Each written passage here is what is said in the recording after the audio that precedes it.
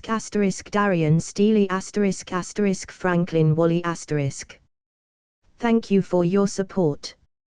Creator's thoughts. Mr. Immortal. 1 stone equals 1 elixir of immortality. Effect, you will never grow old, but eating cheese will insta kill you. I became the Pope, now what? New book. Give it a read and stone please. Comment. 22 comments. Vote. Chapter 59. Look cool. Just right there, in front of him, was a werewolf. Decently big and creepy looking.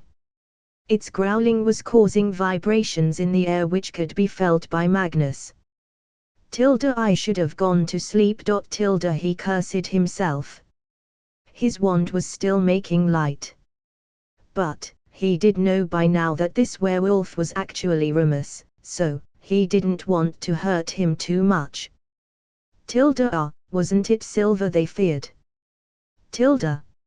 So, Magnus quickly transfigured a piece of wood into a silver brick and threw it at the werewolf's face. Bam asterisk. Oh, he's angry now. Those books lied. Magnus felt betrayed by the bedtime stories at the moment. He was going to tell his mom about them being false later. Now, he had no option but to use magic. The best way was to not let the werewolf move.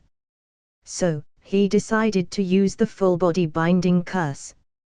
It was taught in the 3rd year but he already knew it and had practiced it in the room of the requirement under the guidance of Merlin. Petrificus totalus. Magnus shouted.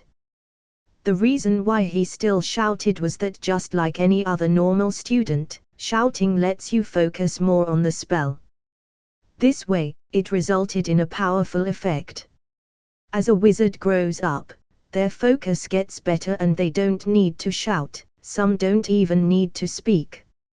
A short beam of light came out of the tip of Magnus' wand and reached the werewolf, who was still growling at him and slowly coming towards him. Bam asterisk. The spell touched the werewolf and he stopped. Magnus got relaxed. I should go back now. Growl asterisk. Suddenly, the werewolf jumped towards him, free from the binding curse. Magnus immediately summoned his hope sword and made its hilt to get stuck in the werewolf's mouth. It was the most important part. If you got bitten, that was game over. Why are you still moving? Wait. Stupid. I am stupid. Magical creatures have magical resistance. He cursed at himself. Ah. Magnus felt slight pain over his left eyebrow. Blood started oozing out of it. He could only keep one eye open now. Wake up. Remus. You don't want to do this. Magnus shouted while fighting the werewolf head-on and also dodging his claws. Rah! The beast was mindless and there was no point in trying to talk with it. It's gonna hurt you. Magnus was stopping the werewolf with his sword stuck in the jaws. He looked at the ugly face up close. The eyes were red and full of bloodlust. "Sorry, you can't have this fine meat," he said, and immediately opened his own mouth. Ha ha ha ha ha. Deep red fire came out of Magnus' mouth, directly touching the werewolf's face. It was very hot and looked scary as Magnus' eyes were glowing red like a light bulb. The werewolf screamed in annoyance and let the sword go. It quickly jumped back, afraid of touching the fire. Magnus did not stop spewing fire and cornered the werewolf. Finally fear appeared in the eyes of the beast. Magnus had it easy because Remus was young and hence the werewolf transformation was not as strong. Then, Magnus lifted his wand again and cast another spell, Wingardium Leviosa. He made the werewolf hover in midair, making it immobile for good. He then sat down on the ground and transfigured a piece of wood into a mirror to see what had happened to his eyes. "Ah, this does not look good. How will I explain the scar to Mummy?"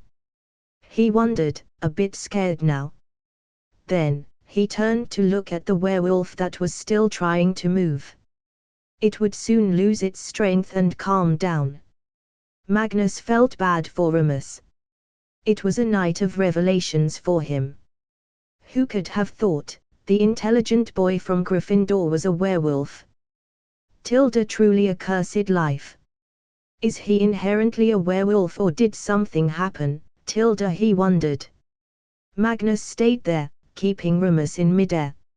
Not knowing what storm he had created for teachers in Hogwarts by disappearing because Ragnar and Snape had informed Slughorn about it. 2 a.m., Slytherin dorms. All were asleep. Including Snape and Ragnar. Moo. All of a sudden, Chad started crying. He jumped on top of Ragnar and punched his face until he woke up. More. Ragnar chuckled, only God knew what he was seeing in his dreams. ****. Seeing no other way, Chad made a sharp scratch on his face. In pain, Ragnar woke up. "Ah! Stupid cat! Moo!"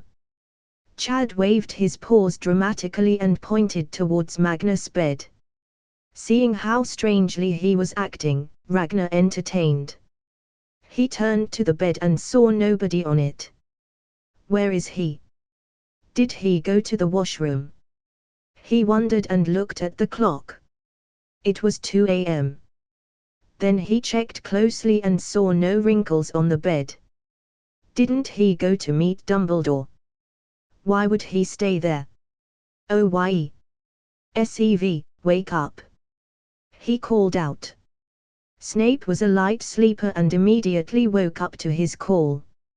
He turned to him. What is it? Look, Magnus has not returned. It's 2 a.m. We should report to Professor Slughorn, no point in telling the head boy. He said. Snape rubbed his eyes and got up. Let's go. They headed out of the common room. But were immediately found out by Argus Filch.